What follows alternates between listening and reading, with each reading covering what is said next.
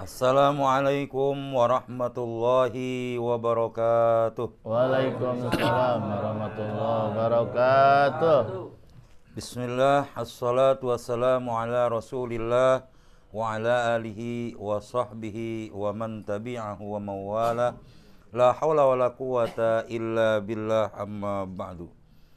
Pemirsa Darul Amanah Channel dimanapun Anda berada, jamaah kajian An-Nahdiyah di studio yang insya Allah sama-sama dirahmati dan dimuliakan Allah Subhanahu wa Ta'ala. Amin ya Rabbal Alamin. Jumpa lagi dalam bingkai acara Ngopi, ngobrol perihal Islam bersama Buya Haitami sambil ngopi, jangan terlalu tegang. Alhamdulillah, di sebelah kiri saya sudah hadir narasumber kita yang selalu setia menemani kita untuk memberikan ilmunya kepada kita semua. Beliau adalah guru kita, Kiai Haji Asmuni Al-Haitami NK, atau yang biasa kita sapa dengan Buya Haitami. Beliau adalah pengasuh Pondok Pesantren Darul Amanah An-Nahdiyah yang beralamat di Jalan Irigasi Kenanga, Kecamatan Cipondoh, Kota Tangerang, Provinsi Banten, Indonesia. Beliau pada malam hari ini insya Allah akan memberikan kita ilmu dan pengetahuan dengan tema menyikapi istri yang bermasalah. Tentunya bukan cuma istri saja yang bermasalah, suami pun banyak yang bermasalah. Dan itu akan kita dengarkan dari guru kita pada malam hari ini di episode ke-30 pada malam hari ini. Silakan Bu ya. Assalamualaikum warahmatullahi wabarakatuh. Waalaikumsalam warahmatullahi wabarakatuh. Allahumma ya ahad, salli ala Ahmad. Allahumma ya ahad, salli ala Muhammad. Allahumma ya ahad, salli alal mahdi khalifatika ya Allah ahad. Al-Fatihah. A'udzubillahi minasyaitonir rajim. Bismillahirrahmanirrahim. Alhamdulillahi rabbil alamin arrahmanir rahim maliki yaumiddin. Iyyaka na'budu wa iyyaka nasta'in ihdinas siratal mustaqim. Siratal ladzina an'amta 'alaihim ghairil maghdubi 'alaihim waladdallin. Amin. Alhamdulillahirabbil alamin wassalatu wassalamu ala asyrafil anbiya'i wal mursalin sayyidina wa habibina wa syafi'ina wa maulana Muhammadin wa ala alihi washabihi ajmain. Qala Allah ta'ala fi kitabihil karim, a'udzubillahi minasyaitonir rajim. Wa min ayatihi an khalaqalakum min anfusikum azwaja litaskunu ilaiha wa ja'ala bainakum mawaddatan wa rahmah. Inna fi dzalika laayatil liqaumin yatafakkarun. Shadaqallahul azim. Rabbi shrah li sadri wa yassir li amri wa hudatan min lisani yafqahu qawli. Rabbi zidni ilman nafi'a warzuqni fahman jaida fil laili wan nahar. Allahumma faqihni fid din wa 'allimni ta'wilah. Amma ba'du. Yang saya hormati Sohibul Bait, kali ini taklim kita bertempat di rumah Bapak Haji Abdul Latif. Beliau berasal dari Bima, ya alhamdulillah sudah menjadi warga di sini. Mudah-mudahan rumah beliau yang malam ini dijadikan tempat zikrullah, takarub ilallah, talabul ilmi. Mudah-mudahan diberkahi oleh Allah Subhanahu wa taala. Mudah-mudahan penghuninya diberikan kesehatan, diberikan kekuatan untuk taat ibadah kepada Allah Subhanahu wa taala, dan juga mudah-mudahan diluaskan rezekinya untuk ibadah kepada Allah Subhanahu wa taala. Juga yang saya hormati kepada seluruh jamaah sekalian, jamaah Majelis Taklim An-Nahdiyah dalam acara ngopi, ngobrol pintar, ngobrol perihal Islam sambil ngopi yang kita adakan setiap 2 rebos sekali, baik yang hadir langsung di majelis ini maupun yang sedang menonton mungkin ya di YouTube. Mudah-mudahan senantiasa semuanya dicatat, dinilai sebagai nilai ibadah di sisi Allah Subhanahu wa taala. Amin ya rabbal alamin. Sebelumnya mari kita baca Fatihah buat saudara-saudara kita yang di Jawa Timur, di daerah apa namanya? Lumajang yang kali ini kena teguran atau apa ya, ujian, musibah atau apalah namanya ya, yaitu dengan meletusnya erupsinya Gunung Semeru ya. Gunung Semeru ini saya kenal dulu di waktu belajar biologi ya di SD, SMP, tapi saya nggak pernah lihat gunungnya ya. Kali ini ditakdirkan oleh Allah dia harus meletus dan ternyata banyak membawa ujian dan cobaan yang luar biasa, bahkan sampai ratusan rumah hancur, banyak orang yang hilang, keluarganya hilang ya kan, harta bendanya bahkan nyawa ya, mengungsi ribuan manusia. Ini mari kita bacakan Fatihah, mudah-mudahan yang meninggal ya mati dalam kebaikan insyaallah ya, dan keluarganya yang hilang atau harta bendanya yang hancur mudah-mudahan diberikan ketabahan dan kesabaran oleh Allah Subhanahu wa taala. Ala haziniyah al-Fatihah. A'udzubillahi minasyaitonir rajim. Bismillahirrahmanirrahim. Alhamdulillahirabbil alamin arrahmanir rahim maliki yaumiddin. Iyyaka na'budu wa iyyaka nasta'in. Ihdinas siratal mustaqim. Siratal ladzina an'amta 'alaihim ghairil maghdubi 'alaihim waladdallin. Amin. Kali ini tadi presenter kita, host kita Ustadz Hendra Tukor telah menyampaikan yaitu tentang masalah istri yang bermasalah. Maksudnya bukan kita membicarakan sepihak, tidak.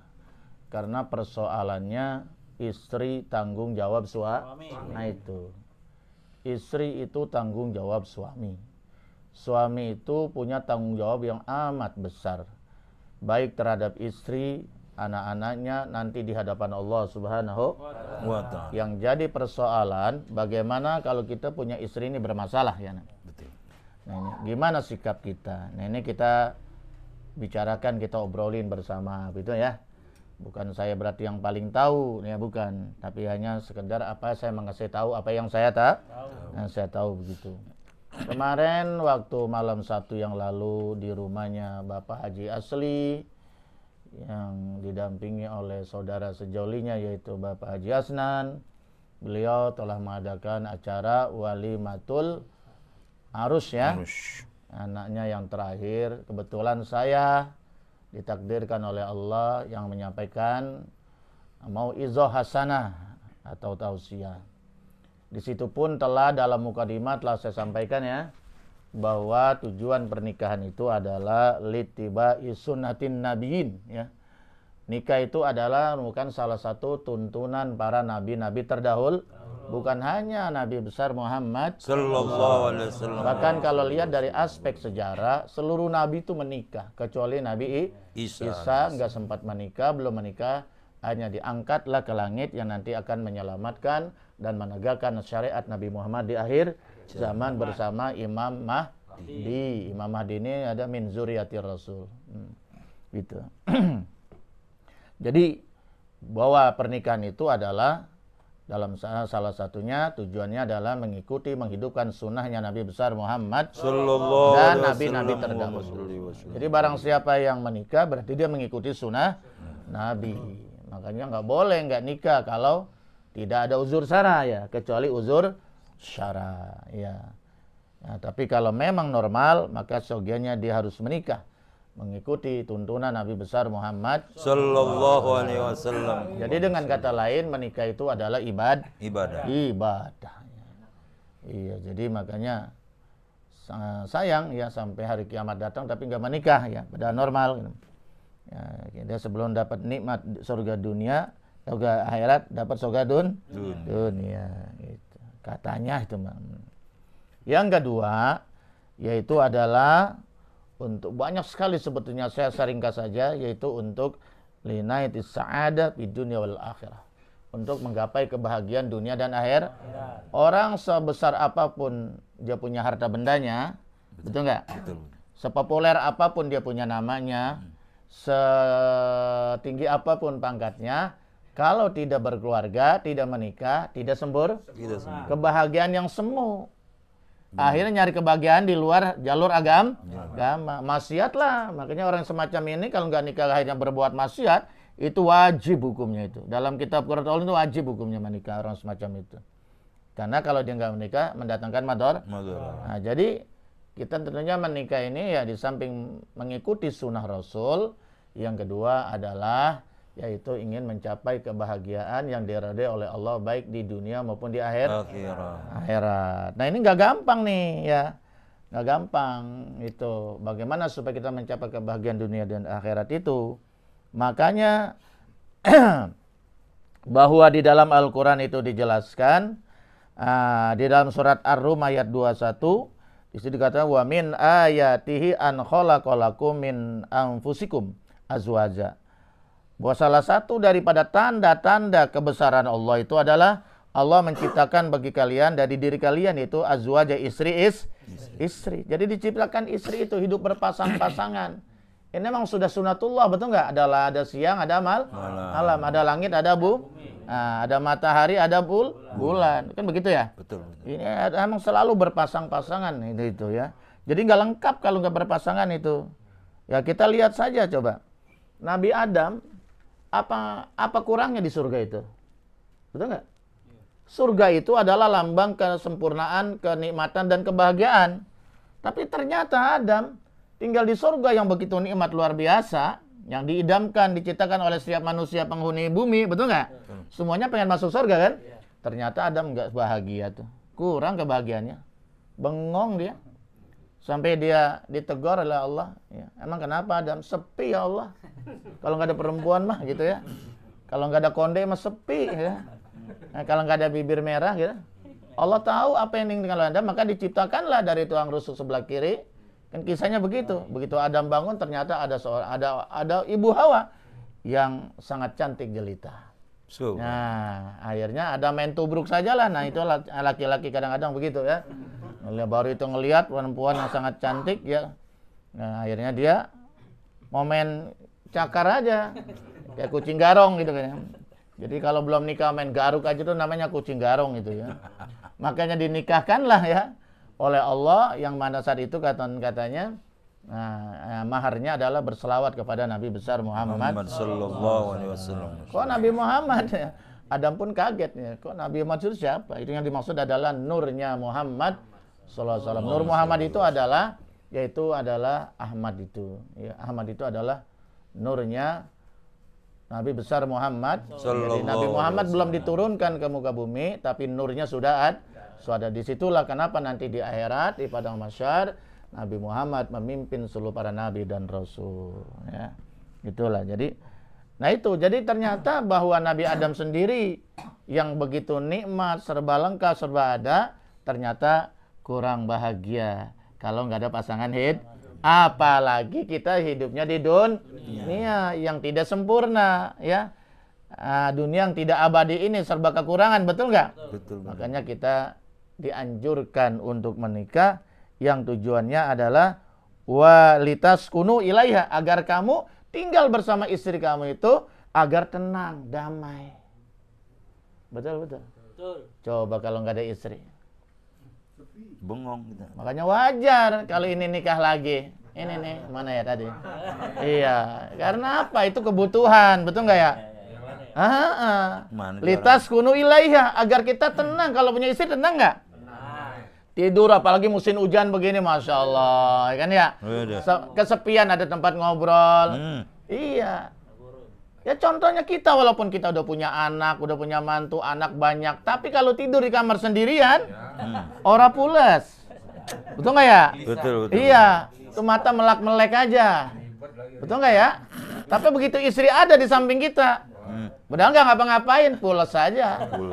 Begitu juga istri. Kolokan banget. Ya. Kalau suaminya nggak ada di rumah, tidur di kamar sendirian, nggak bisa pules sih juga. Iya. Nah, emang kita saling membutuhkan. Betul. Gitu kan ya? Betul. Itu litas kunu ilaiha wa ja'ala bainakum mawaddata wa dan Allah jadikan di antara kalian itu mawaddah, saling mencintai.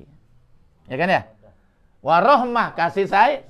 Nah, setelah cinta baru kasih sayang. Kalau masih semangatnya masih baru-baru, mawaddahnya tinggi tuh. Nah, entar udah kakek nenek mau adanya udah hampir hilang ya. Rahmat. Karena apa yang dicintai udah pewat ya. Iya, paling kita di situ tinggal sayangnya, ada yang sayang ya. Kenapa? Ngurus gua. Bertahun-tahun biar nenek-nenek biarin dah. Nah, gitu kan ya. Iya, jasanya, inget jasanya itu yang luar biasa. Melahirkan anak sampai 9, betul ya. Ngurus suami, ngurus anak, rumah tangga. Double. Nah, jadi di situ tinggal udah ada tidak cinta lagi. Udah peot, betul nggak ya? Nah, tinggal di situ sayangnya lah, rohmahnya di situ. Nah, rohmah inilah yang nanti akan ke bawah sampai ke akhirat ya. Itulah barangkali selintas tentang tujuan daripada satu pernikahan. Makanya di dalam hadis Rasulullah SAW ya, pada saat itu juga pernah saya sampaikan, ada 4 kalau pengen bahagia dalam rumah tangga, diantaranya antakuna zauzatuhu solihatan. Hendaknya istrinya menjadi istri yang tuh kenapa? Tuh ayat pertama tuh Nabi bilang. Yang pertama istri yang soleha. Yang kedua anak-anak yang soleh dan soleha. Yang 3 lingkungan yang baik. Keempat nyari rezekinya nggak jauh-jauh. Ini dia. Kenapa istri yang soleha yang pertama? Karena istri yang sangat menentukan. Istri baik, istri soleha, damai itu rumah tangga, betul nggak ya? Betul. Iya. Istri soleha melahirkan generasi yang soleh dan soleha, betul nggak? Iya, biar rumahnya bagus, gajinya tinggi, uang cukup, tapi istrinya salah. Nah, yang ada nanti adalah piring melayang. Nah, apalagi tuh, penggorengan dibandingin, ya, betul nggak ya? Itulah. Jadi istri soleha tuh unsur yang sangat penting ya. Istri soleh itu diantara sujud kepada Allah, 2 taat kepada suami. Wallahu a'lam bishawab. Alhamdulillahirabbil alamin. Pemirsa, baru saja kita dengarkan bersama-sama uraian pengantar dari guru kita sebelum nantinya kita akan membahas tema kita pada malam hari ini. Seperti yang sudah saya sebutkan tadi di awal, kita akan mengupas bagaimana sambil mencari solusinya apabila ada istri yang bermasalah. Tentunya suami juga jangan sampai bermasalah. Kita akan bahas kajian kita pada malam hari ini dengan saya buka pertanyaan pertama. Silakan dari ada Pak Wandi ya. Silakan Pak Wandi, silakan.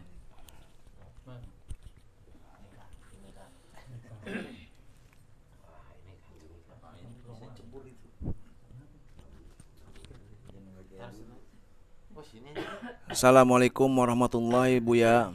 Waalaikumsalam warahmatullahi wabarakatuh. Bagaimana kabarnya Buya? Alhamdulillah, khair. Semoga Buya selalu sehat dan berkah selalu. Amin. Amin ya Allah. Saya mau bertanya Buya, jika istri kita bermasalah, apa yang harus kita lakukan Buya?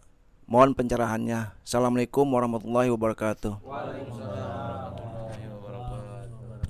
Ini pertanyaan hanya sebuah pertanyaan atau pengalaman? Ya, mudah-mudahan nggak bermasalah ya. Iya. Jadi gini, kalau berumah tangga, kayaknya tua amat ya. Kalau ada masalah, selama masih kita bisa atasi saja berdua, betul nggak? Selesaikan tuh masalah rumah tangga di atas kasur. Nah, itu. Mantap tuh. Iya, jangan di dapur main bakar-bakaran ntar ya. Turun di kasur selesai. Artinya kita lihat persoalannya. Kalau persoalannya cuman persoalan keuangan, persoalan kecemburuan, betul nggak ya? Kita harus laporan ke ustadz, ke kiai, betul nggak ya? Ya selesaikan aja dulu bersama. Ya di rumah tangga, jangan sampai tetangga tak. Kalau perlu orang tua mertua juga nggak usah tahu, selesaikan saja. Nah, kecuali sudah mentok, betul nggak? Betul. Nah, kalau sudah mentok, tidak ada jalan keluar, artinya nggak buntu, nggak bisa diselesaikan bersama, maka kita terpaksa harus mencari orang lain yang kita percaya, yang kita anggap mampu ngasih solusi. Itu nggak ada masalah. Bukan membuka aib, bukan. Ini mencari solusi. Saya juga begitu.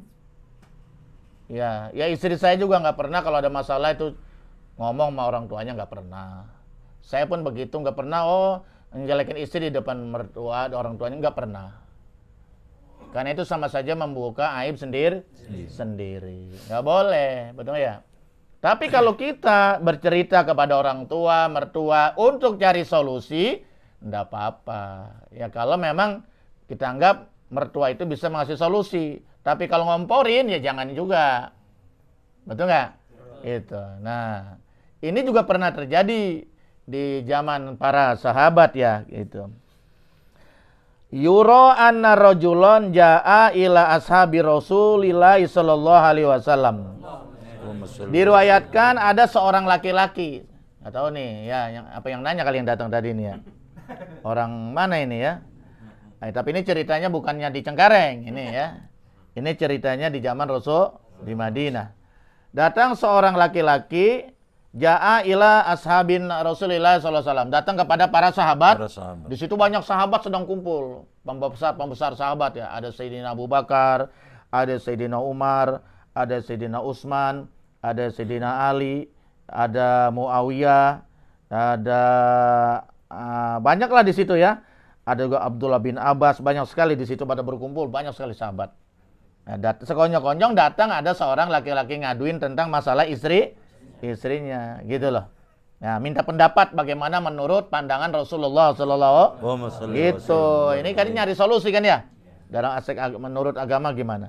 Ya syaki ilaihim, laki-laki ini mengadu persoalan kesulitannya, keluhannya ilaihim kepada para sahabat jauzatahu tentang istrinya. Ya, ngadu tentang istrinya ini bermasalah gitu. Faqala kullu wahidin fi zalika ma yasami'a min zalika min Nabi sallallahu alaihi wasallam. Nah, kemudian para sahabat itu mengasih nasihat ya, memberikan solusi yang disandarkan kepada hadis Rasulullah sallallahu alaihi wasallam. Jadi sahabat juga nggak berani ngasih nasihat bikin-bikin gitu ya. Di semua sahabat menasihati berdasarkan apa yang didengar dari Rasulullah sallallahu alaihi wasallam begitu. Nah, jadi ini nggak ada masalah itu Bang Suandi ya, Suandi ya. Ya nggak ada masalah. Jadi kalau memang istri itu kita bermasalah, kita nggak bisa menyelesaikannya, mintalah bantuan. Jangan dibiarkan. Kalau dibiarkan bagaikan api dalam sekam ya. Betul. Akhirnya meledak suatu saat. Apakah harus bercerai? Ya bercerai kan itu halal, tetapi dibenci oleh Allah. Ya. Jadi perceraian itu sebetulnya tidak boleh dilakukan kecuali memang sudah nggak ada jalan lain gitu. Kalau memang dianggapnya sudah nggak maslahat, boleh baru bercerai. Tapi kalau masih ada solusi, makanya kan di sini ada pengadilan agama, betul nggak ya? Kalau mentok ada pengadilan agama. Kenapa perempuan harus lapor ke pengadilan agama? Karena perempuan nggak bisa menceraikan suaminya. Kalau suami kapan saja bisa menceraikan, tapi perempuan tidak bisa. Maka perempuan, ini kali ini balik ya, perempuan bisa mengadukan persoalannya kepada pengadilan agama. Nanti kan dipanggil dua-duanya. Kan nggak langsung semata-mata diceraikan, tidak. Nggak berani hakim itu ngetok palu, dipanggil dua-duanya. Dipadukan, dicari solusi. Kalau perlu jangan bercerai, betul nggak? Tuh di pengadilan aja tuh begitu. Bahkan sampai berkali-kali. Kalau udah nggak bisa juga, baru ketok palu. Betul nggak ya? Betul. Ini nggak baru persoalan sedikit, nggak dicari masalah, hanya adat digedein, betul nggak ya? Suami istri nggak mau ngalah, hanya langsung, kamu sekarang bukan istri saya lagi. Apa begitu? Wah itu langit dan bumi menjerit, itu nggak boleh itu ya. Nah, lain dengan bercerai mati, itu lain, itu mana takdir Allah Subhanahu. Nah, jadi pada hakikatnya begitu. Kalau ada persoalan, tidak emang rumah tangga nggak ada yang nggak punya persoalan, pasti punya persoalan. Cuma persoalannya ada yang mudah, ada yang sulit, ada yang besar, ada yang. Nah, kalau memang itu kayaknya sulit, ya kita harus cari dong, ya betul nggak? Orang yang bisa ngasih solusi dan orang yang kira-kira bisa didengar ucapannya, betul nggak? Oleh kita dan oleh istri kita, begitu. Insya Allah kalau kita berusaha, nanti Allah yang akan kasih jalan, ya. Kata Roma Irama, banyak jalan menuju Mekah. Wallahu a'lam bishawab. Bagaimana, Sandi? Alhamdulillah. Alhamdulillahirabbil alamin. Makanya kalau bisa tuh jangan cerain, saya tambahin, kamu cari teman lagi. Cariin teman lagi satu buat dia. Itu bukan saya ya. Itu mah Koko yang ngasih solusi. Yang satu masak, satu bebenah gitu. Jadi nggak capek dia. Pemirsa sambil ngopi, jangan terlalu tegang. Ya. Santai aja, rileks. Ngopi, ngobrol perihal Islam sambil ngopi daripada kita ngegosip ya enggak. Masih ada penanya yang kedua. Silakan Pak Ibrahim, ini Nabi Ibrahim alaihissalam. Keturunan. Nabi Ibrahim ini ada yang mengatakan bininya 2 atau 3 nih. Ada yang 3, ada yang 2. Assalamualaikum warahmatullahi wabarakatuh. Waalaikumsalam warahmatullahi wabarakatuh. Assalamualaikum Buya. Assalamualaikum warahmatullahi Mohon wabarakatuh. izin Buya, saya ingin bertanya, bagaimana jika ada seorang suami yang manut sama istrinya? Mohon penjelasannya Buya. Saya ucapkan terima kasih. Manut gimana maksudnya? Nurut. Suami berarti Ya kalau ini kita hanya merespon ini gejala ya. Kita hanya merespon pengajian ini. Emang mungkin ada yang seperti itu ya. Berarti ada kan? Ada ya. Ada di zaman Rasul pun ada. Jadi gini. Semua kita kembalikan kepada hukum ya. Di dalam Al-Qur'an itu dijelaskan ar-rijalu qawamu 'alan nisa. Itu Al-Qur'an tuh ya. Ar-rijalu qawamuna 'alan nisa. Laki-laki itu adalah pemimpin terhadap kaum perempuan. Ini sudah aturan Allah, sudah qudratullah ya. Berarti laki-laki sebagai pemimpin terhadap perempuan. Jangan dibalik. Ya ini kan soalnya masalah, kenapa timbul masalah? Karena dibalik. Gitu nggak ya? Makanya kan ribut terus dalam rumah tangga karena dibalik hukum Allah. Betul. Ya sebenarnya udah disindir duluan sama sinetron Dunia Terbalik tuh dari RCTI. Itu udah disindir tuh kan ya. Kalau nonton itu tuh waduh. Tapi saya udah lama nggak nonton itu. Karena sudah pakai TV digital, jadi saya nggak ada di itu kan adanya di Hari Tanu punya kan ya gitu. Pak Tanu. Kalau saya kan pakainya IndiHome jadi. Nah itu kalau di manual masih ada ya. Ya TV manual yang banyak semutnya. Ya. Kalau digital kan nggak bagus gini. Iya sekarang TVRI pun sangat bagus ya. Setiap pagi nonton TVRI itu ada dakwanya bagus-bagus setiap pagi di subuh. Nah, itu. Apalagi hari Kamis tuh tasawuf ya luar biasa. Promosi. Nah, iya emang tasawuf harus dihidupkan supaya hidup kita tenang, nggak was-was, betul ya? Betul. Supaya hati kita dekat dengan Allah Subhanahu wa taala. Itu Buya Ar-Razi itu guru besar di bidang tasawuf. Gitu. Jadi di dalam hadis Rasulullah SAW pun begitu. Ya. Kullukum ra'in wa kullukum mas'ulun an ra'iyati. Kamu ini sekalian pemimpin. Nah, gini ya. Dan nanti akan diminta pertanggungjawaban kepemimpinan kalian nanti di hadapan Allah Subhanahu wa taala. Sebagai kepala keluarga, pemimpin terhadap istri dan anak-anak dan harus bertanggung jawab nanti di hadapan Allah Subhanahu wa taala. Berat apa berat? Berat. Itu baru pemimpin keluarga loh. Kita bertanggung jawab nanti di hadapan Allah Subhanahu. Istri kita nutup aurat atau tidak, kita yang tanggung jawab, betul nggak? Istri kita ngaji apa tidak, istri kita sholat atau tidak, betul nggak? Kita yang dibantu tanggung jawab oleh Allah Subhanahu. Kenapa? Karena kita pemimpin. Ya dah? Gitu. Kenapa kita jadikan pemimpin? Karena kita ditakdirkan oleh Allah memberi nafkah kepada istri. Makanya istri wajib manut kepada suami. Oh Pak, istrinya nggak yang nyari duit, suaminya enggak. Nah itu namanya membalik hukum. Betul nggak ya? Betul. Iya, kenapa suaminya malas? Nah, kecuali suaminya uzur sara. Kakinya dua-duanya nggak ada, matanya buta misalnya gitu. Itu kan lain lagi, betul nggak ya? Lumpuh, stroke, itu lain lagi. Mau nggak mau, istri harus berjibaku, mencari nafkah buat suaminya, tapi itu bukan satu kewajiban, tapi itu berbuat ihsan, hanya berbuat baik, bukan kewajiban. Berbuat baik kepada suami, dan itu pahalanya sangat besar buat istri nanti di akhirat. Kalau dia ikhlas. Tapi kalau istrinya nyari duit, suaminya aja maki-maki tiap hari ya, nggak ada pahalanya, cuma dosa yang banyak. Kalau ada yang seperti itu. Paham ya? Paham. Jadi kalau ada suaminya stroke nggak bisa nyari duit, itu ladang istri untuk masuk surga. Gantian, betul nggak ya? Dulu kan suaminya sehat bisa nyari duit. Kemudian istrinya sehat, suaminya Nah, istri berjibaku mencari rezeki yang halal, membantu, bukan kewajiban ya, berbuat ihsan kepada suaminya. Ini menjadi amal yang sangat besar pahalanya di sisi Allah Subhanahu wa ta'ala. Tapi Ikhlas. paham ya? Ini kan ruwet banget masalah-masalah begini di dunia rumah tangga, betul nggak? Begitu. Nah, jadi warrajulu ra'in an ahli baitiyah. Ya, rajulun juga sebagai pemimpin terhadap keluarganya, gitu ya. Kita semuanya pemimpin dan laki-laki juga pemimpin terhadap istrinya. Dan bertanggung jawab terhadap kepemimpinannya. RT pemimpin bertanggung jawab terhadap warga RT-nya. RW pemimpin bertanggung jawab terhadap warga RW. Banyak apa dikit warganya itu? Berat apa berat?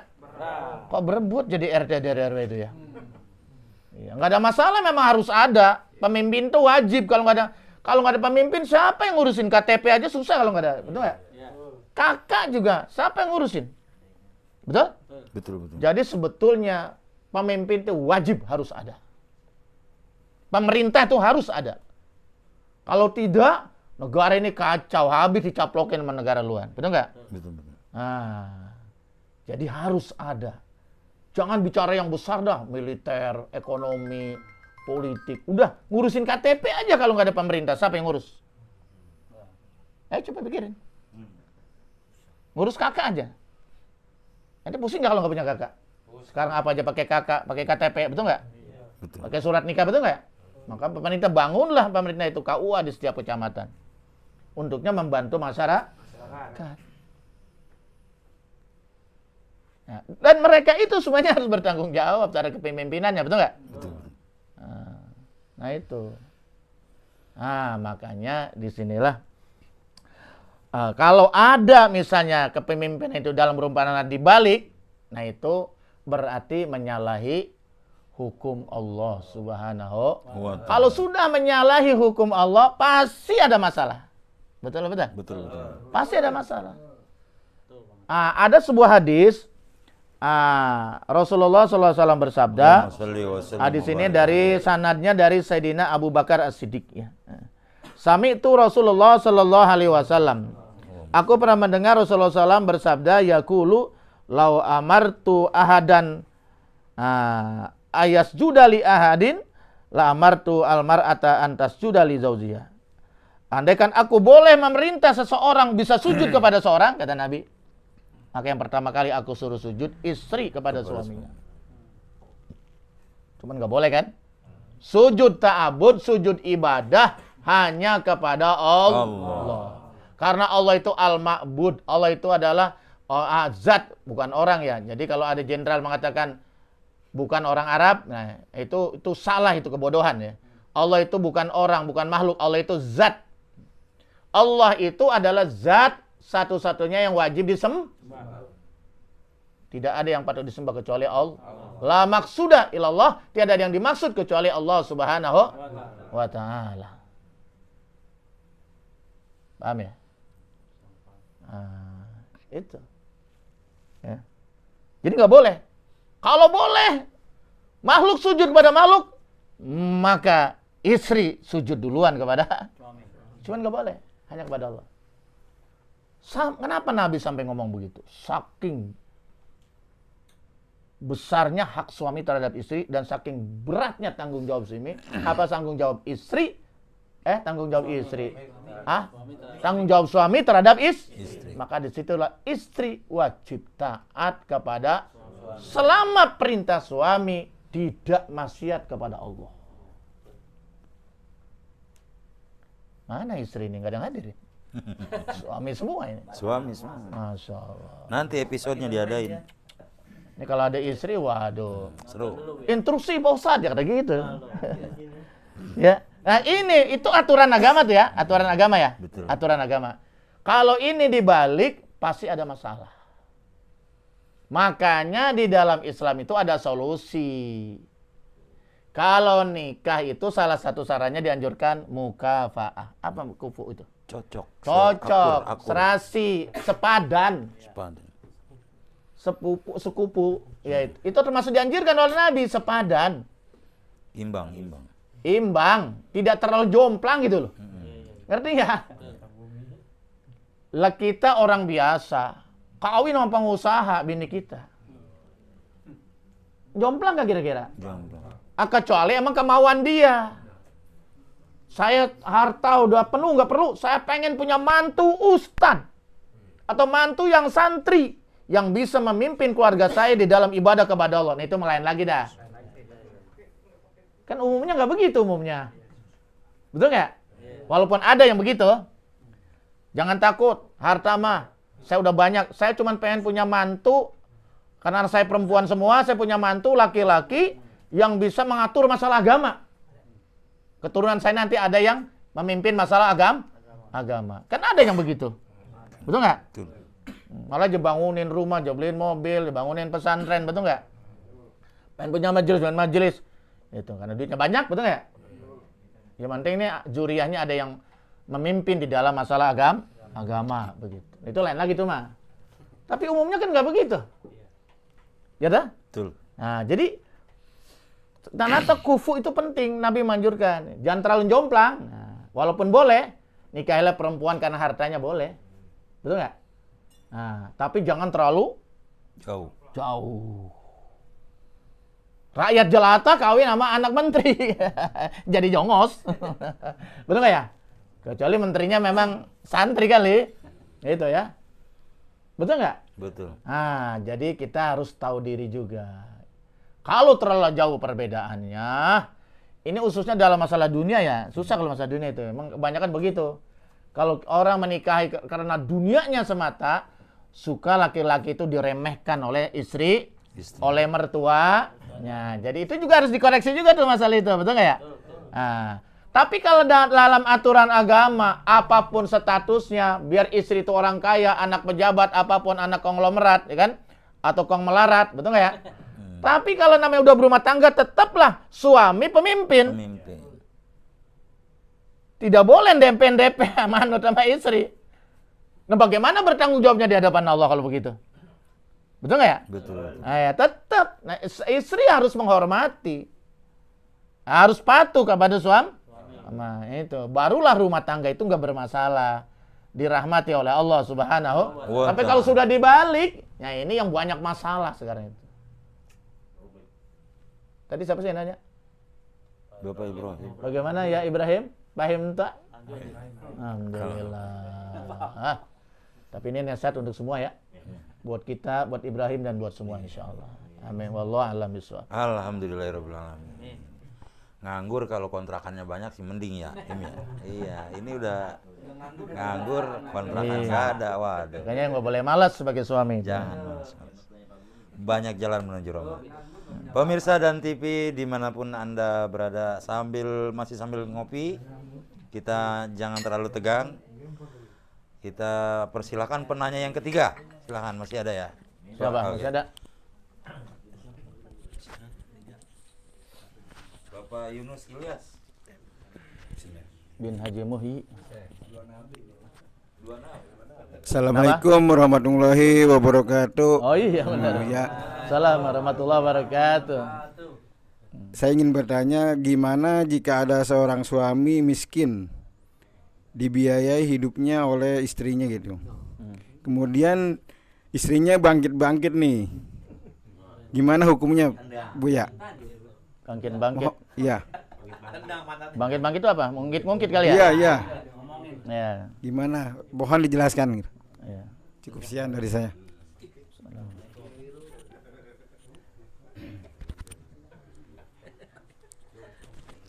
Jadi tadi ceritanya suaminya miskin gitu. Termiskin di dunia. Kan ada lagunya itu. udah miskin gak punya kontrakan lagi. Piring makan berdua. Andan ATT. Terus suami istrinya orang kaya gitu. Kaya. Jadi dia biaya hidupnya dari sehari-hari dari istri. Kemudian istrinya enggak ikhlas, ngungkit-ngungkit gitu ya. Nah, itu gimana itu? Nah, gini. Ini nasihat Sayyidina Utsman kepada laki-laki tadi yang lapor tuh ya. Laki-laki yang lapor yang istrinya bermasalah. Nah ini dia menasehati, ini begini kasusnya emang ini. Jadi istri itu dia memberi sesuatu kepada suaminya karena suaminya mungkin miskin, ya. Tapi dia ungkit. Gitu. Kira-kira suami kecewa nggak tuh? Sakit hati ya, luar biasa itu ya. Nah itu makanya di sini ada sebuah hadis Rasulullah SAW. Wa qala Utsman bin Affan radhiyallahu anhu. Berkata Sayyidina Utsman, sahabat yang keberapa? Ketiga. Semoga Allah meridai Sayyidina Utsman. Sami'tu Nabiya sallallahu alaihi wasallam. Aku mendengar Nabi Muhammad sallallahu alaihi wasallam yaqulu bersabda. Lau anna imra'atan malakatid dunya kullaha. Andaikan ada seorang istri memiliki dunia beserta istrinya. Kaya bener ya. Kalau Nabi ngomong itu mereka kayaknya kayak apa itu? Konglomerat. Waduh, konglomerat dah ini ya. Wa anfaqatha ala zauziha. Kemudian dia beri nafkahkan itu harta kekayaannya kepada suaminya numpang hidup lah begitu. Sebenarnya istilah itu nggak boleh ada itu dalam udah berumah tangga mah ya. Ya istri punya istri punya suami, mestinya seperti itu ya. Tapi ya susah manusia ya. Summa manat. Apa manat itu? Manat ya itu bangkit. Iya. Summa manat bizalika alai. Kemudian manat dia membangkit bizalika yang hartanya yang dia berikan kepada suami. Sampai celana kolor dia bangkit. Coba bayangkan itu. Itu kolor, jam tangan semua, motor saya bang yang beliin. Abang punya apa coba? Jangan belagu bang. Lakinya emang ayam sayur aja begini aja. Makanya jadi laki-laki itu biar gagah, biar berwibawa di depan istri. Salah satu supaya wibawanya ada depan istri, makanya diwajibkan memberi nafkah. Itu supaya menjaga kewibawaan. Oke, apa adik kan gagah. Apalagi bawa Fortuner. Apalagi bawa oli. Mobilnya tahan banjir dia. Iya, biasa dia. Udah begitu lagi tempat tinggalnya dekat Nabi Yunus lagi kan ya. Luar biasa itu. Malah ikan misalnya. Tuh gimana tuh istri yang model begitu? Mestinya nih istri nih itu anggap saja berbuat ihsan ya, berbuat baik kepada suami. Nah, itu pahala sangat besar tuh, tapi kan susah. Kalau istrinya nggak ngerti agama, betul nggak? Kalau istrinya ngerti agama, oh alhamdulillah saya dapat suami biar susah, miskin terdunia tapi soleh. Bisa membimbing saya yang nggak ngerti agama. Cakep itu kalau bini begitu. Betul. Ya, bisa membimbing saya, betul ya? Ke jalan agama, saya bodoh dalam agama. Suami saya miskin dalam harta, tapi dia miskin agama, miskin akhlak, saya bersyukur. Cakep kalau gitu mah. Lainnya kagak. Betul nggak ya? Iya. Akhirnya apa? Dia bangkit. Dia ungkit. Sakit nggak kira-kira tuh? Bukan main. Modal. Makanya kita nih kalau bersodako nih ya, ke masjid kemana itu jangan suka diingat-ingat. Udah kayak orang BAB aja udah. Ikhlas sudah kayak. Coba deh ya. Ikhlas sudah jangan ingat-ingat udah. Plong udah, jangan ingat-ingat. Kalau bukan gua. Wah. Emang apa kalau bukan lu? Kagak jadi tuh kubah. Waduh. Tuh kalau bukan gua nggak bakal becus kuliahnya tuh. Masalah. Ngasih beasiswa begitu hilang tuh. Pahalanya hilang tuh. Hancur tuh. Nah, ya. Jadi dia bukan karena Allah kalau begitu. Karena Allah itu melihat ibadah kita, itu yang dilihat apa? Kalau bahasa Abu Yarrozi itu kolbu. Keikhlasan kita. Iya, bukan fisik yang dilihat. Mau lihat dunia, Allah lebih kaya. Betul nggak ya? Tapi yang dilihat hatinya, kolbunya.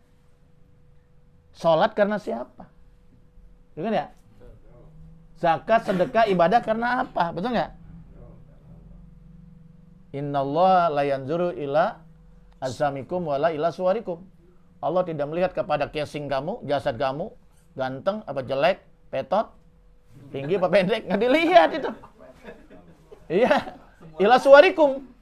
Walakinnallaha tetapi Allah melihat ila qulubikum. Betul nggak? Betul. Amalikum wa qulubikum. Yang dilihat tuh amal perbuatan dan hatinya. Beramal itu karena siapa? Ini ngaji karena ini karena siapa nih? Wah, kalau ngajinya karena saya rugi itu. Iya. Kalau ngajinya cuman karena tuko, ya apalagi? Nah, parah. Bapet di sana. Iya. Ngajinya cuman karena gorengan, ampun gorengan cuman 2.000. Tapi kalau ngajinya karena Allah, Bang Suwandi, Pak RT, no, Abdurrahman Gusdur, RT Gusdur Cengkareng, dia berangkat kemari, Masya Allah. Berapa langkah itu? Dari abis asar dia udah berangkat. Tunggu ya, nyampe kemari jalan kaki, nyampe di sini gempor dia. Tapi kan masuk surga. Ya enggak juga lah Pak RT, bawa motor enggak apa-apa. Motornya gue dihitung nanti solo itu ya. Di putaran bannya.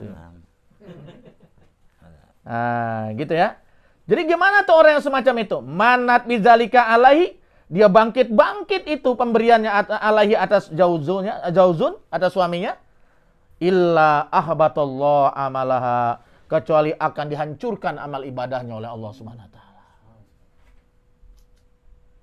Ngasih juga kepada suaminya tapi nggak ada nilai pahala. Rugi dunia akhirat ya. Nah, terus wahasyaroha, dan Allah akan mengumpulkan istri itu ma'a Fir'aun. Dikumpulkan di akhirat sama Fir'aun. Kenapa? Fir'aun kaya ngaku tuh. Tidak ada orang yang sesombong Fir'aun. Jadi pejabat ngaku Tuhan, betul nggak? Betul. Kan dia pejabat tertinggi di Mesir, dikasih kekuasaan oleh Allah, betul nggak? Walaupun dulunya dia orang soleh. Lah itu namanya korun, dulunya orang ibadah, orang soleh. Tapi ujung-ujungnya apa dikasih kekayaan? Nggak lulus. Bakhil, pelit, koret, pantat. Di mana pantat kuning? Aku pantat burik. Begitu dikasih kekayaan korun, lupa kepada Allah, membangkang kepada dakwanya Nabi Musa, malah bersekongkol dengan kezalimannya tiga-tiganya dilelepin. Firaun dengan Haman itu bala tentaranya, ibaratnya sama jenderalnya, dilelepin di Laut Merah. Korun dilelepin lebih parah lagi di mana? Di bumi, dibelebesin di bumi semua. Likuifaksi. Iya, masuk semua harta bendanya kan masuk ditelan oleh perut bumi. Makanya ada istilah harta. Yang nyari harta korun di Mesir dong, masih di Indonesia. Orang korun di sono tenggelamnya. Iya, benar itu. Masya Allah. Jadi kita kalau ingat orang kaya, sombong, ingat korun dah. Pejabat, sombong, ingat Fir'aun. Masya Allah. Pemimpin neraka nanti itu. Nauzubillah min. Tapi istrinya diselamatkan itu, Siti Aisyah. Asia ya. Asia binti Mujahim itu nanti menjadi dayang pembesar surga itu. Karena walaupun istri suaminya ngaku Tuhan, tapi dia tetap mempertahankan imannya kepada Allah Subhanahu wa ta'ala. Dia tidak pernah patuh kepada suaminya. Itu. Gimana, Yunus? You understand? Yes. Iya, itunya. Jadi gitu, Nus, ya. Jadi nggak boleh. Ini memang ini masalah ya, ruwet ini. Jadi kebetulan kalau ada suaminya ndak berdaya karena sakit, stroke, macam-macam ya. Atau kemudian suaminya kurang mampu, istrinya ditakdirkan orang kaya atau bisa nyari duit. Ini anggap saja kebaikan ladang amal, betul ya? Betul. Ini sebagai ladang amal buat istri supaya masuk surga. Begitu mestinya. Ya, jangan malah dibangkit. Bangkit. Masya Allah. Wallahu a'lam. Alhamdulillahirrahmanirrahim. Makanya mumpung masih muda, cari duit yang banyak. Buat masa tua nanti bikin kontrakan yang banyak. Iya. Kontrakan dunia apa akhirat? Kontrakan dunia akhirat. Ya. Oke, pemirsa dan TV dimanapun Anda berada, masih ada satu penanya lagi ya sebelum kita closing. Oke, Pak Ade. Assalamualaikum warahmatullahi wabarakatuh, Buya. Waalaikumsalam warahmatullahi wabarakatuh. Ini ada pertanyaan, gimana hukumnya seorang istri mengambil uang suami tanpa izin suaminya? Nah, mohon urayanya, bahan penjelasannya. Sekian dan terima kasih. Wassalamualaikum warahmatullahi wabarakatuh. Waalaikumsalam warahmatullahi wabarakatuh. Jadi begini, ya, Pak Ade. Kalau di dalam rumah tangga itu kan ada umumnya ya laki-laki nyari duitnya. Laki-laki nyari duit. Nah, kalau suami yang nyari duit suami, duit istri, artinya suami istri punya hak di situ. Paham tuh ya? Istri punya hak, sekedar nafkah wajib. Kalau nanti setelah nafkah wajib terpenuhi, suami udah nggak dosa. Tapi andai kata karena suami sangat mencintai istrinya, dia kasih lebih, nah itu satu namanya amal kebaikan. Itu namanya berbuat ihsan. Ya istri kita, betul nggak ya? Ya, minta apa di jam tangan dibelikan. Minta dibeliin motor, pesek, beli. Minta dibeliin gelang, beli. Kalau kalung nggak usah lah, kalung kan nggak kelihatan. Oh, PC. Pesek, PCX. Kenapa? Itu kan bukan nafkah wajib itu mah. Tambah. Tapi karena yang suaminya suka, senang, ingin membahagiakan istri, boleh kan? Boleh. Tapi itu bukan kewajiban, namanya ihsan. Ya berbuat kebaikan, kan pahala. Idkhulu surur sidqah. Ya, kan pernah saya jelasin malam Sabtu. Idkhulu surur lil mu'minin sidqah. Membahagiakan orang beriman itu sedekah, apalagi sama istri. Tuh. Tapi kalau nafkah wajib harus ya. Kebutuhan istri berapa nih? Belanja macam-macam tetek benek satu hari 100.000. Nah itu harus. Kalau enggak dosa. Ya tergantung penghasilan. Kalau penghasilannya lebih besar, besar. Tergantung kebutuhan rumah tangga berapa sehari kan bisa dihitung. Kebutuhan anak-anak, betul ya? Kebutuhan belanja dapur, betul nggak? Kesehatan macam-macam. Itu. Yang pokok-pokok lah, primer. Namanya kebutuhan primer. Paham nggak kebutuhan primer? Kebutuhan pokok. Kalau sekunder tuh tambahan. Itu namanya kebijakan suami. Paham ya? Yang kedua, ada istri juga nyari duit. Betul nggak? Suaminya punya kerjaan, istrinya juga punya? Tidak dilarang, dengerin. Istri pun tidak dilarang mencari duit, walaupun suaminya udah nyari duit, asalkan dapat izin dan ridho. Kalau nggak dapat ridho nggak boleh. Jangan, saya udah mampu beri nafkah kamu, nafkah wajib maupun nafkah sunnah. Ya? Kamu di rumah saja urus anak biar benar, masih kerja juga, nah dosa tuh. Kalau suami nggak redo. Tapi kalau suaminya redo, boleh. Itu syaratnya ya. Yang kedua, dia tidak melalaikan tugasnya melayani suami, mengurus anak. Walaupun urus anak, suami juga ikut andil. Urus rumah tangga misalnya. Gara-gara dia kerja, suami nggak terurus, anak nggak terurus, akhirnya nggak karuan kan ya, rumah tangga berantakan. Itu istri kerja di luar malah dapat dosa. Kalau suaminya ngizinin, suaminya dayus. Iya, bisa anaknya berantakan. Ya, betul ya? Ya, kemudian juga apalagi istrinya rada lenje gitu ya. Itu kan repot begitu. Iya. Kalau pergi kerja luar biasa dandannya, kalau tidur sama suami cuma pakai puyuson, baru-baru minyak wangi, pakai puyuson. Iya, balsam zaman dulu. Pakai dasar gua udah pada ketek, udah pada beset. Kata suaminya, apek amat nasib gua begini. Betul ya? Iya. Ampun. Sampai kisah ngasih punggung terus. Iya, yang begini ini emang harus dikasih pelajaran bini yang model begini. Kawin lagi. Kata Tuko itu mana? Yang berani kata dia begitu. Begitu, Pak Ade. Cuman kalau duit istri. Istri boleh dia gunakan tanpa izin suami. Paham ya? Dia nyari duit. Tapi kalau duit suami, nah ini jadi masalah pertanyaan Pak Ade di situ tuh. Kalau duit suami udah nafkah wajib udah dikasih. Betul nggak ya? Bahkan dikasih lebih di luar nafkah wajib tuh kayak. Ternyata masih mau mengambil duit suami tanpa izin, tanpa redo. Suaminya keluar.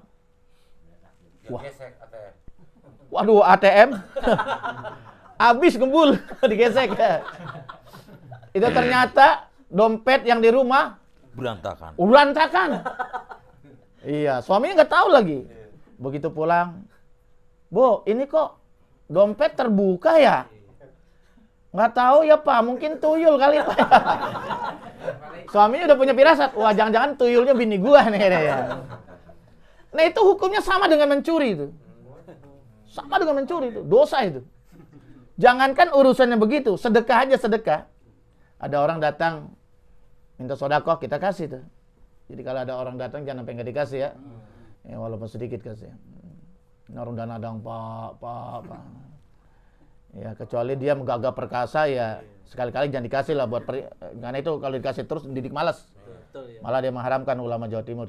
Tapi kalau dia memang tak berdaya, udah tua kumuh, ya udah enggak cacat lah gitu ya. Begitu emang layak gitu. Nah ini ada orang minta-minta, istrinya ngasih aja tuh ngambil aja duit suaminya tanpa izin, enggak WA, enggak ngebel dia. Itu yang dapat pahala suaminya. Istri dapat dosa malah. Ini kenapa diatur begini biar nggak salah paham. Betul nggak? Tujuannya baik tapi caranya salah, kan jadi ribut. Betul nggak? Betul. Banyak itu terjadi. Tujuan suami benar, tapi caranya salah. Istri kesinggung, marah, berantem. Istri tujuannya baik, tapi caranya salah. Suami kesinggung, berantem. Betul nggak ya? Nah, itulah karena tidak ngikutin aturan agama. Paham ya Pak De ya? Paham. Ya, kalau nggak paham gampang besok di masjid kan ketemu. Iya. Allah alam bisawab. Alhamdulillahirabbil alamin. Makanya tadi duit kalau udah diumpetin di mana aja ketahuan itu namanya duit sial. Oh gitu ya? Iya, itu duit sial. Gua udah umpetin rapi banget masih ketahuan juga. Iya, yang tuyul bininya. Pemirsa dan TV atau Darul Amanah Channel dimanapun Anda berada, serta jamaah kajian An-Nahdiyah di studio, demikian kajian kita pada malam hari ini di episode Ngopi. Dikit gerah. Ngobrol perihal Islam bersama Buya Haitami. Dari awal tadi sampai akhir tadi ya barusan kita semoga apa yang disampaikan oleh Buya dan dibahas dalam pertanyaan tadi semua bermanfaat untuk kita semua. Amin. Dan sebelum kita closing, kita dengarkan dulu closing statement atau kesimpulan dari guru kita. Silakan Buya. Jadi begini ya, jadi makanya tuh sekarang kalau berumah tangga suka ditatar dulu. Ya kan ya? Sekarang itu daftar dulu ya ditatar. Terus termasuk anak saya tuh Gus Ibnu tuh suka natar calon pengantin tuh. Dia kan penyuluh penerangan, penyuluh agama honorer di KUA. Itu ditatar. Kenapa? Berumah tangga tuh bukan asal udah akad nikah selesai jual gunung, enggak. Ya berumah tangga ini bukan untuk sehari 2 hari, betul nggak ya? Dan rumah tangga ini kan ibadah, betul nggak ya? Harus tahu ilmunya. Jangankan berumah tangga, mukul beduk aja kudu ada ilmunya. Betul nggak ya? Kalau maghrib mukul beduk tuh panjang, tak, dung,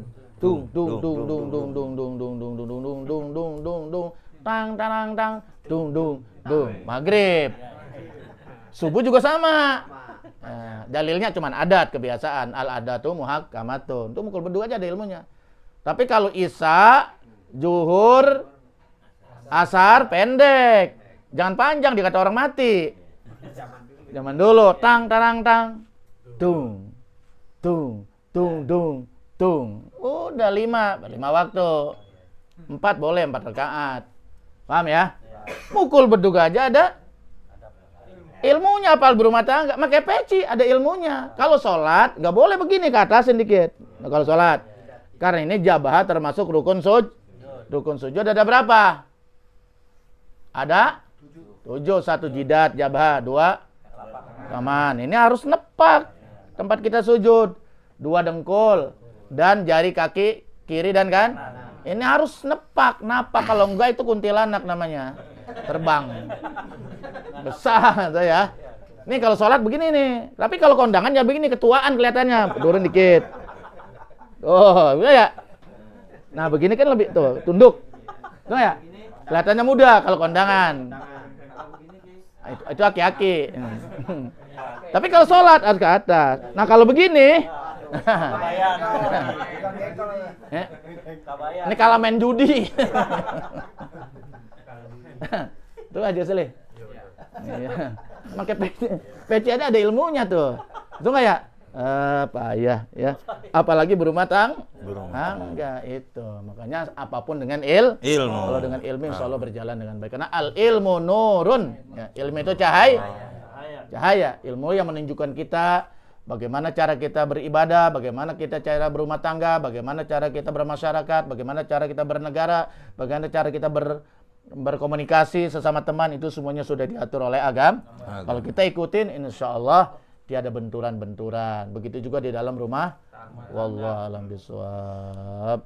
Alhamdulillahirabbil alamin. Pemirsa Darul Amanah Channel dimanapun Anda berada. Baca doa dulu ya. Serta jamaah kajian Majelis Taklim An-Nahdiyah di studio, kita doa sekarang ini. Iya, ini doa majelis, entar teman doa anuan. Ini mah doa anuan. Sekarang. Ya, sebelum kita akhiri, kita bacakan doa dulu oleh guru kita. Bismillahirrahmanirrahim. Alhamdulillahirabbil alamin hamdan yuafi ni'amahu wa yukafi'u mazidah. Ya Rabbana lakal hamdu jal karim azimus sultanik. Allahumma shalli wa sallim ala sayyidina Muhammadin salatan tunjina biha min jamil ahwalil afat wa taqdilana biha jami'al hajat wa tutahhiruna biha min sayyi'at wa tarfa'una biha innaka lad darajat wa tuballighuna biha salgoyat min jami'il khairat wa bil hayati wa ba'dal mamat. Allahumma anta maqsudi wa ridhoka matlubi atini mahabbataka wa ma'rifatak. Allahumma aftah lana bi betul harifin. Allahumma hatim lana bi khatimatis sa'adah waj'alna minal ladzina sabaqat lahul husna lahumul husna wa ziyadata bi jai sayyidina Muhammadin sallallahu alaihi wasallam bi syafa'ah wa alihi wa sahbihi jawi siyadah wa sayyidina Abil Abbas Al-Khaidir Balia bin Malkan zil istiqomah wa sayyidina Ghasil Azam Syekh Abdul Qadir Al-Jailani zil karamah wa sayyidina Syekh Abil Hasan As-Sajili Qutbil Muhaqqiqin. Rabbana afrig alaina sabra wa sabit aqdamana wansurna alal qaumil kafirin. Allahumma barik lana fi majlisina wa barik lana fi ilmina bi rahmatika ya arhamar rahimin. Rabbana atina fid dunya hasanah wa fil akhirati hasanah wa qina azabannar. Sallallahu ala sayyidina Muhammadin wa alihi washabihi wasallam. Walhamdulillahirabbil alamin. Alhamdulillah. Dan kita akhiri dengan doa kafaratul majlis. Bismillahirrahmanirrahim. Subhanaka Allahumma wa bihamdika asyhadu an la ilaha illa anta astaghfiruka wa atubu ilaik. Walhamdulillahirabbil alamin. Pemirsa Darul Amanah Channel dimanapun Anda berada, jamaah kajian An-Nahdiyah di studio, demikian kajian kita pada malam hari ini di episode ke-30. Semoga apa yang telah disampaikan oleh guru kita bermanfaat untuk kita semua. Dan saya, Indra Tuko, beserta Buya Haitami mengucapkan terima kasih atas segala perhatiannya. Mohon maaf atas segala kekurangan. Akhiru kalam billahi taufiq wa hidayah. Wassalamualaikum warahmatullahi wabarakatuh.